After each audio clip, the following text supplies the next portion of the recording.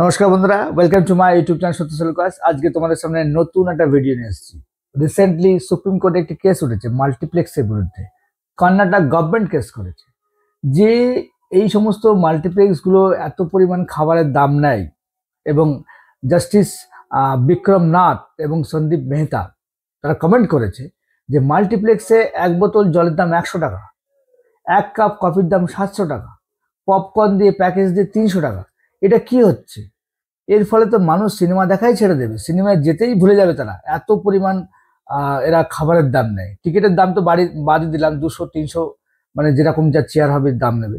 তো আজকের এই ভিডিওতে আমরা আলোচনা করব যে মাল্টিপ্লেক্সের এই যে কালচারটা, এই যে বিজনেস মডেলটা, এটা কি সঠিক বিজনেস মডেল, না এর বিরুদ্ধে গভর্নমেন্টের একটা নির্দিষ্ট রুলস থাকা দরকার। যারা এত পরিমাণ এমআরপির থেকেও বেশি টাকা নেয়, এটা কি বন্ধ হওয়া উচিত, না এর ফলে যদি চলতে দেওয়া যায় তাহলে মানুষ সিনেমা দেখাই ছেড়ে দেবে। আজকের কিন্তু ভিডিওতে টোটাল ডিসকাস করব। চলো লেটস স্টার্ট। দেখো, যাদের 80s-এ জন্ম এবং 90s-এ, তোমরা জানো যে সমস্ত হল ছিল, সিনেমা হল ছিল, আজ থেকে 10-15 বছর আগেও শহরের দিকে একটু সিনেমা হলগুলো ভালো ছিল, গ্রামের দিকে তো ভিডিও হল বলতো সেগুলোকে, এবং তার ব্যক্তিগত মালিকানা ছিল। তোমার হচ্ছে আমরা 2 টাকা দিয়ে টিকিট কেটে বেঞ্চিতে বসতাম, তারপরে সেই বাড়ি থেকে খাবার আসতো, তোমার হচ্ছে ঝুড়ি ভাজা হোক, লজেন্স হোক, চানাচুর হোক, তারা আসতো, সেখান থেকে আমরা 1 টাকা 8 আনা দিয়ে কিনে খেতাম। এবং খুব ভালো সিনেমা হল হলে হার্ডলি টিকিট হতো 15 থেকে 20 টাকা। এবং খাবার ওই যারা হকার ভাইরা আছে তারা হচ্ছে সিনেমা হলের মধ্যেই আসতো, সেখান থেকে আমরা কিন্তু তাদের কাছ থেকে কিনে কিনে খেতাম। এই সিনেমা হলগুলো কিন্তু খাবার বেচতো না, মানে নিজস্ব কোনো তাদের ভ্যান্ডার ছিল না যে খাবার বেচবে। এটা পুরো একদম পুরো ডিফারেন্ট ছিল। এবং শুধুমাত্র আমাদের খরচা লাগতো ওই টিকিটের দামটুকুই, আমাদের যা খরচা লাগতো। কিন্তু বর্তমানে যে রিসেন্টলি যে কালচার সৃষ্টি হয়েছে, সেই কালচারে মাল্টিপ্লেক্স, মানে একটার মধ্যে তুমি অনেকগুলো সিনেমা চলবে, সিঙ্গেল স্ক্রিন নেই বললেই চলে, সব উঠে গিয়েছে। ব্যক্তিগত মালিকানা সিনেমা হল, ভিডিও হল বলে আর কিচ্ছু নেই, কেন এত পরিমাণ খরচ বেড়ে গিয়েছে। সেগুলো তারা ব্যক্তিগত মালিকানাধীন কেউ চালাতে পারছে না। বড় বড় মাল্টিপ্লেক্স গুলো, বড় বড় কোম্পানিগুলো, যারা ইনভেস্টার, তারা ইনভেস্ট করছে এবং তারা এটাকে একটা মানি মেকিং একটা মেশিন বানিয়ে ফেলেছে মাল্টিপ্লেক্স গুলোকে।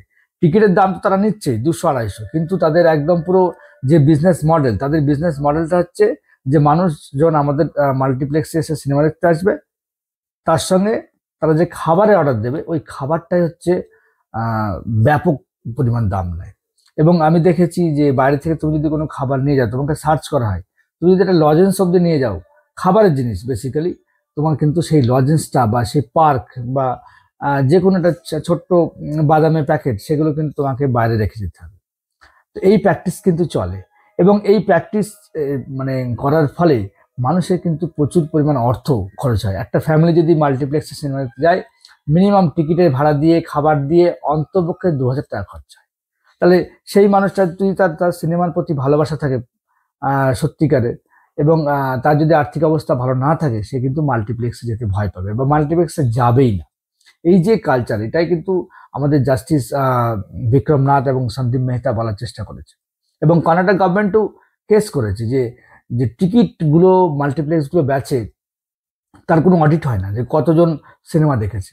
এবং টিকিটের দাম কর্ণাটক গভর্নমেন্ট 200 টাকা করার কথা বলেছে, ক্যাপ, যে বেশি নেওয়া যাবে না, যে বেশি ভিড় হচ্ছে বলেই দাম সঙ্গে সঙ্গে 700-800 টাকা করে দিলাম একদম ডাইনামিক ফেয়ারে, এটা করা যাবে না।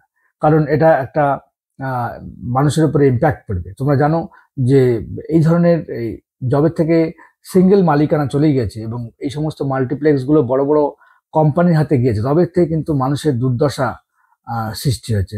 মানুষের বেশি অর্থের এর পেছনে অপচয় করতে হচ্ছে। তো সিনেমা হল মাল্টিপ্লেক্সের যে আইনজীবী ছিল মুকুল রোহতাগি, তিনি বলেছেন এটা তো পার্সোনাল চয়েস।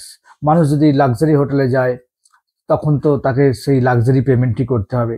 কিন্তু তারা বলেছে যাদের এটা পোষাবে না, যারা এত টাকা দিতে চাইবে না, তারা সিঙ্গেল স্ক্রিনে যাক। তখন জাস্টিস কমেন্ট করে যে সিঙ্গেল স্ক্রিন তো আপনারা রাখেননি, একটা সিঙ্গেল স্ক্রিন নেই। একটা ব্যক্তিগত মালিকানাধীন যে সমস্ত সিনেমা হলগুলো আছে, সেগুলো খুব মানে ধুঁকছে। যা আছে শহরের দিকে এখন এই মাল্টিপ্লেক্সেরই চল। তো সেখানে গিয়ে একটা মানুষকে যদি সিনেমা দেখতে হয়, তাহলে কিন্তু তাকে প্রচুর পরিমাণে টাকা ব্যয় করতে হচ্ছে। এইটা কিন্তু দেখা উচিত, গভর্নমেন্টেও দেখা উচিত, এবং যে সমস্ত খাবার বিক্রি হয় সেখানে তার একটা রিজনেবল রেট থাকা উচিত, এবং এমআরপি থেকে তো কোনোদিনই বেশি থাকা উচিত না।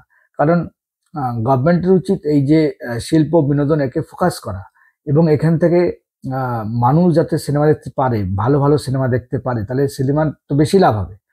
কিন্তু মাল্টিপ্লেক্সগুলো এত পরিমাণ খাবারের দাম নেয় যে সেই মানুষটা যে সিনেমা দেখতে গিয়েছিল 200 টাকা টিকিট কেটে, এবং তাকে খাবার কিনতে হয়েছে 300 টাকা দিয়ে, 500 টাকা খরচা হয়ে গেছে। সে কিন্তু পরবর্তীকালে মাল্টিপ্লেক্সে যদি মাসে 2বার যেত, সে কিন্তু যাবে হচ্ছে 1বার। তাহলে আলটিমেট কিন্তু সিনেমার ক্ষতি, আমাদের শিল্পের ক্ষতি। এটা কিন্তু গভর্নমেন্টের অবশ্যই দেখা উচিত। তাদের এই যে বিজনেস মডেল, বিজনেস পলিসি, যে আমার মাল্টিপ্লেক্স যারা আসবে তাদের কাছ থেকে খাবার বেচে আমি বেশি পয়সা ইনকাম করব, আমার টিকিট বিক্রি হওয়ার দরকার নেই, যে কটা টিকিট বিক্রি হলে হলো, বাদ বাকি কিন্তু যে টাকাটা আসবে, সেটা রেভিনিউটা আসবে, সেটা হচ্ছে খাবার বেচে আসবে। এই যে বিজনেস মডেল, এটাকে কিন্তু চেঞ্জ করা দরকার, এবং একটা ক্যাপ, অবশ্যই গভর্নমেন্টের ক্যাপ রাখা দরকার। খাবারের দাম অবশ্যই যেন এমআরপি থেকে বেশি না নেওয়া হয়, এটা কিন্তু মাল্টিপ্লেক্সে দেখতে হবে। কারণ শুধুমাত্র তুমি বললে যে আমি এখানে আসবে না, যাদের লাক্সারি পছন্দ নেই অন্য কোথাও যাবে, অন্য কোথায় যাবে?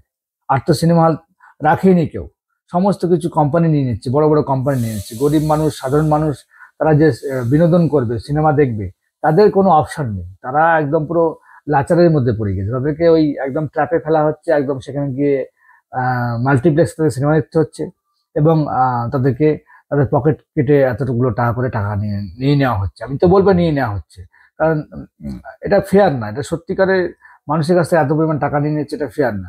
কারণ সিনেমা শুধুমাত্র গরিব মানুষ, এই বড় লোকরাই দেখে না, গরিব মানুষেরও কিন্তু সিনেমার প্রতি ন্যাক আছে, সাধারণ মধ্যবিত্ত মানুষের কিন্তু ন্যাক আছে, তারা কিন্তু এটা পূরণ করতে পারছে না।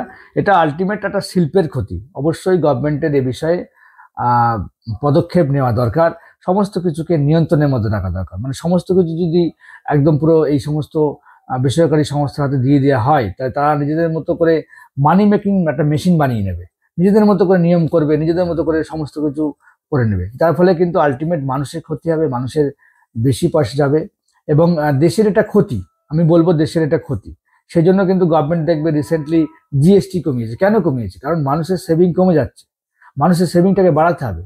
এবং সেই জন্য যে সমস্ত কোম্পানিগুলো আছে যারা মানুষের কাছ থেকে এক্সট্রা রুপি চার্জ করছে, এটাগুলো সমস্ত কিছু স্টপ করা দরকার।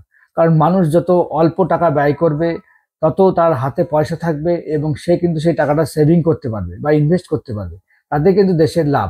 একজন শিল্পপতি একজন মানুষের কাছ থেকে বেশি ইনকাম করে নিল, তাতে কিন্তু দেশের কোনো লাভ হয় না, তার লাভ হয় কিন্তু দেশের কোনো লাভ হয় না। এই জন্য গভর্নমেন্টেরও উচিত এদেরকে নিয়ন্ত্রণে রাখা। তো আমার ভিডিও কেমন লাগলো তো আপনারা জানাবেন। আমার কমেন্ট বক্সে আপনারা বলুন যে মাল্টিপ্লেক্স যে চার্জটা করে, সেটা কি সঠিক করে না বেঠিক করে, না এর ফলে আপনার অভিজ্ঞতা জানান, যে আপনি সিনেমা হলে গিয়ে কি অভিজ্ঞতা পেয়েছেন এই ধরনের খাবারের দামের সম্বন্ধে। এটা আমার কমেন্ট বক্সে জানাতে পারেন, এবং আপনার সুচিন্তিত মতামত জানাতে পারেন। সো আমার ভিডিও ভালো লাগলে অবশ্যই লাইক করবেন, আমার চ্যানেলকে সাবস্ক্রাইব করবেন। Thank you, tata, bye by.